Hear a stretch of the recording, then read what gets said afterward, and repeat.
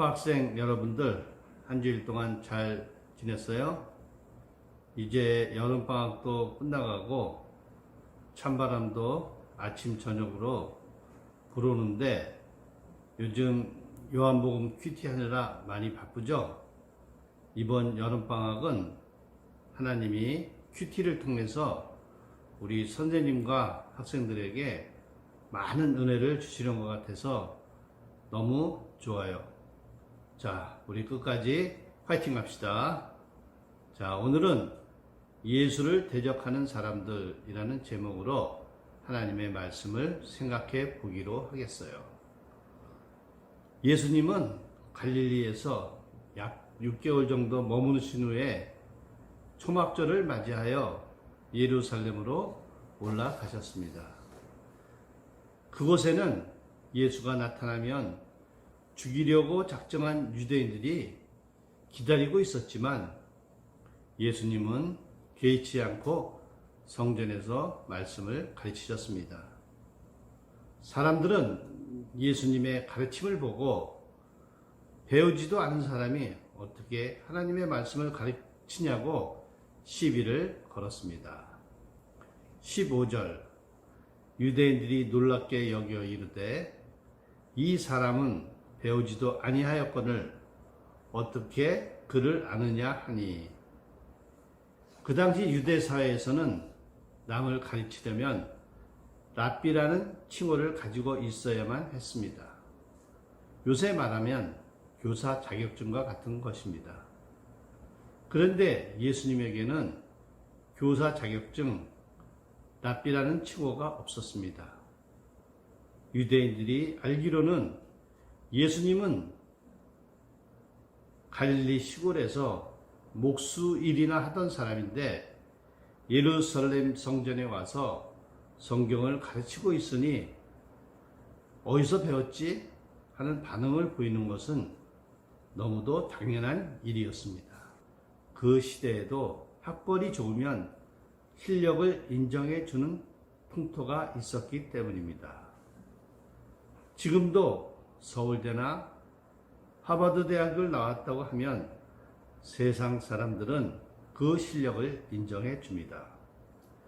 그러나 예수님에게는 학벌이 없었습니다.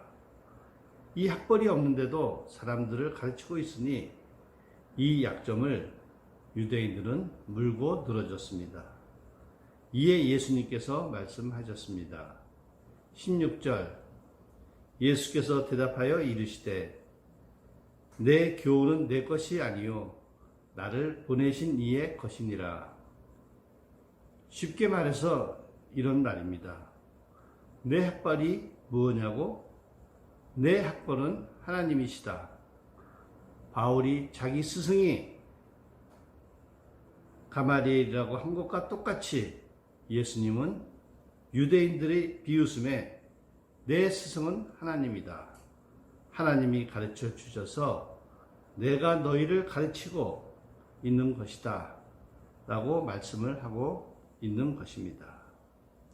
또 어떤 사람들은 예수님의 출생지를 물고 늘어졌습니다. 갈릴리 나사렛 촌 동네 출신인 예수가 자기를 메시아라고 주장하자, 아니 구약 성경에는 메시아가 베들레헴에서 나온다고 예언되어 있는데 나사렛 출신이 어떻게 자기를 메시아라고 할 수 있느냐. 그러나 예수님은 그들의 반응에 한마디로 대답하시길 29절 나는 아노니 이는 내가 그에게서 났고 그가 나를 보내셨음이라 하시니. 다시 말해서 너의 출생지가 어디냐는 질문에 내 출생지는 하나님 나라다. 나는 하늘나라에서 왔다. 이렇게 말씀하고 계시는 것입니다. 첫째, 바리새인과 사두개인의 저항. 예수님이 이렇듯 자기의 배움과 출신을 하나님과 그의 나라라고 하자 예수를 죽이기로 작정하였고 그 두 부류는 바리새인과 사두개인이었습니다. 먼저 바리새인들은 예수님이 안식일을 범했다고 생각하기 때문에 죽이려고 했습니다. 1년 전 예수님이 예루살렘에 오셔서 38년 된 병자를 고쳐주신 일이 있었습니다. 그들은 예수님이 하신 일이 안식일을 범했다고 생각하였고 이런 행위를 가만히 두고 볼 수가 없었습니다. 유대인들이 얼마나 안식일을 거룩하게 지키냐 하면 우리의 상상을 초월합니다. 성지 순례를 간 일행이 금요일 저녁 감난산 언덕 위에 있는 하이아트 호텔에서 식사를 하는데 유대인 여종업원이 주문을 받았습니다. 각자 원하는 음식이 달라 주문하는 것이 여간 복잡하지가 않았습니다. 그런데도 여종업원은 메모를 하지 않고 고개만 그냥 까딱까딱 하는 것이었습니다. 그래서 가이드가 왜 주문을 적지 않는지 가만히 생각을 해보니까 금요일 저녁 해가 져 안식일이 시작되고 있기 때문이었습니다. 결국 가이드가 일행 주문을 다 적어서 여종업원에게 주자 그때서야 환한 얼굴을 가지고 돌아갔습니다. 다른 사람들은 안식일을 범해도 자신만은 안식일을 지키면 된다는 생각을 가지고 있습니다. 예수님께서는 이렇게 안식일에 병자를 고치신 것에 대하여 시비를 거는 바리새인에게 할례 문제를 가지고 반박을 하셨습니다.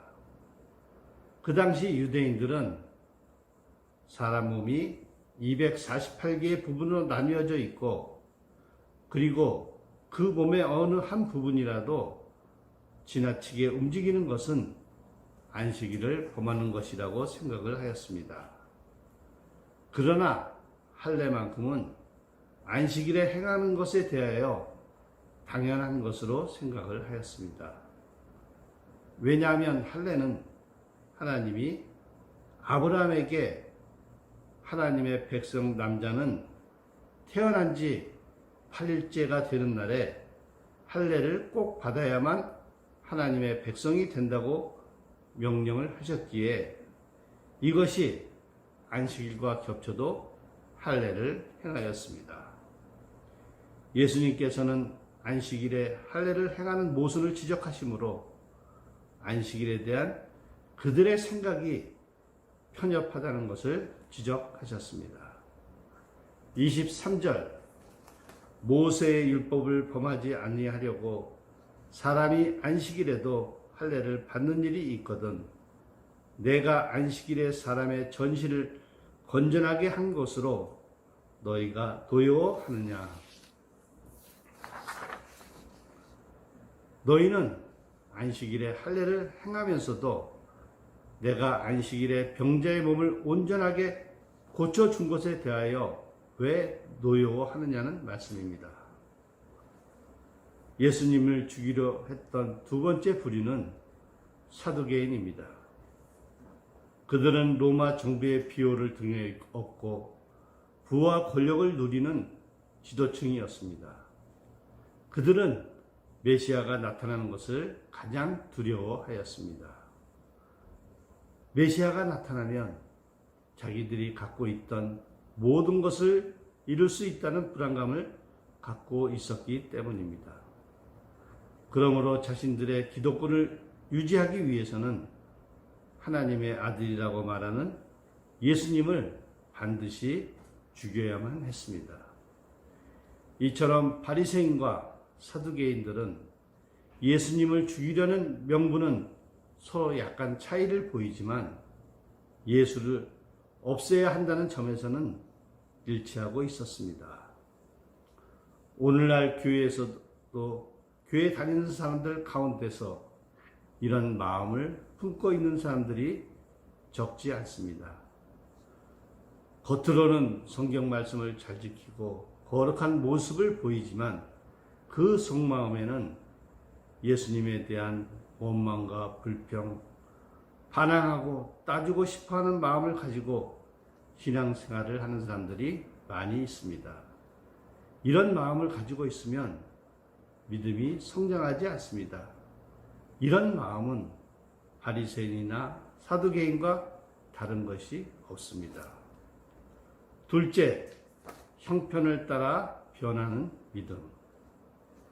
12절에 보면 유대인 중에서도 예수님을 좋은 사람이라고 평하면서 호감을 가진 사람도 있었고, 31절에는 예수님에 대하여 호의적인 말을 하는 사람도 있었습니다. 그리고 50절에는 니고데모와 같이 높은 공직에 있으면서도 예수라는 이름을 직접 밝히지는 않았지만 간접적으로 예수님의 입장을 변호하는 사람도 있었습니다. 지금처럼 살벌한 예루살렘 분위기에서 예수님의 편에 선다는 것은 어떤 불이익을 당할지도 모르는데 이들은 마땅히 칭찬받아야 할 귀한 존재입니다. 그러나 이 사람들을 보면서 한 가지 아쉬운 점이 있습니다. 그들이 예수님에 대해서는 호의적이었지만 자기 보호에 급급한 인상을 주는 것은 큰 아쉬움으로 남습니다.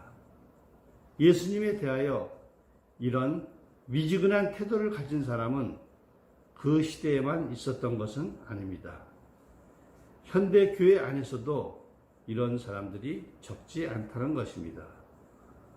손해를 보지 않을 때는 믿는 것 같은데 조금이라도 손해보는 낌새가 있으면 애매모호한 태도를 보입니다. 겉으로는 예수님에 대하여 우호적인데 결정적인 순간에는 주님 곁을 미련 없이 떠나버립니다. 베드로는 이렇게 고백을 했습니다. 주여, 생명의 말씀이 주께 있사오니 우리가 누구에게로 가오리까? 쉽게 말하면 예수님은 나의 생명이십니다. 내 생명은 주님 손에 있습니다. 모든 사람이 주님을 떠나도 나는 주님 곁에 있겠습니다. 왜냐하면 주님은 나의 생명이기 때문입니다. 라고 고백을 하였습니다. 이것이 믿음입니다. 믿음은 생명을 걸고 예수님 편에 서는 것입니다. 셋째, 오직 예수만을 위하여. 초대교회 성도들은 예수를 믿는다는 사실 하나만으로도 로마 정부로부터 말할 수 없는 고난과 핍박, 그리고 십자가에서, 콜로세움 경기장에서 사자에게 물려 죽는 죽음을 당했습니다. 이때 예수 믿는 사람들은 오직 예수만이 나의 구주요 나의 하나님이라는 믿음을 가지고 핍박을 피해 지하 무덤으로 피신하였는데 그것이 바로 카타콤이라는 지하 무덤입니다. 그들은 거의 300년 동안 지하 무덤에서 지냈습니다. 저도 로마에 갔을 때 이 무덤에 가보았습니다. 굴이 좁고 길이 사방으로 나서 잘못하면 큰일 나겠더라고요. 가이드가 50m 이상 혼자 들어가지 말라고 주의를 주었습니다. 그러면서 3년 전 일본 관광객이 말을 안 듣고 깊이 들어갔다가 길을 그만 잊어버렸는데 아직도 나오지 못하고 있다고 해서 모두 한바탕 웃었습니다. 그만큼 카타콤의 깊이와 길이는 측량하기 힘들다고 합니다. 학자들이 그곳에 있는 유골을 연구해 보니 그들 대부분이 이상하게도 체구가 작았다고 합니다. 밤이면 몰래 나와 먹을 것을 찾다가 새벽이 되면 다시 들어가 두더지 같은 생활을 하였기에 제대로 먹지도 못하고 좁은 굴 속에서 살았기 때문에 체구가 왜소하게 되었을 것이라는 것입니다. 이처럼 큰 고난을 당하면서도 예수님 편에서 목숨을 아끼지 않았던 위대한 믿음의 선배들 무덤을 보며 내 신앙의 부끄러움을 많이 느꼈습니다. 그리고 우리가 마지막으로 주목해야 할 것은 예수님의 태도입니다. 7장 1절부터 죽인다는 말이 수없이 나오고 미쳤다, 귀신 들렸다, 온통 공포의 분위기입니다. 이런 살벌한 분위기 속에서도 예수님의 행동은 담대하십니다. 28절 예수께서 성전에서 가르치며 외쳐 이르시되는 소리를 크게 질러 댄다는 말입니다. 살벌한 분위기에서도 불구하고 예수님은 한 생명이라도 더 구원하시기 위해 목숨을 걸고 소리를 지르며 하나님의 말씀을 전하셨습니다. 이 세상에서 계실 시간이 얼마 남지 않았기 때문입니다. 그렇다면 우리의 믿음은 어떠해야 합니까? 예수를 위하여 우리도 세상에서 예수의 이름을 소리질러 외쳐야 합니다. 기도드리겠습니다. 사랑의 주님, 은혜를 감사합니다. 주님께서는 한 생명이라도 구원하시기 위해서 목숨을 걸고 소리질러 외치시는데 우리는 조그만 어려움에도 주님을 부인하고 주님 곁을 떠나는 죄인들입니다. 주님, 소리질러 세상에 주님을 증거하는 저희들 되게 성령께서 인도하여 주시옵소서. 예수님의 이름으로 감사하며 기도드렸사옵나이다. 아멘. 자, 이제 날씨도 많이 시원해졌어요. 우리 몸 조심하고 끝까지 우리 화이팅 합시다.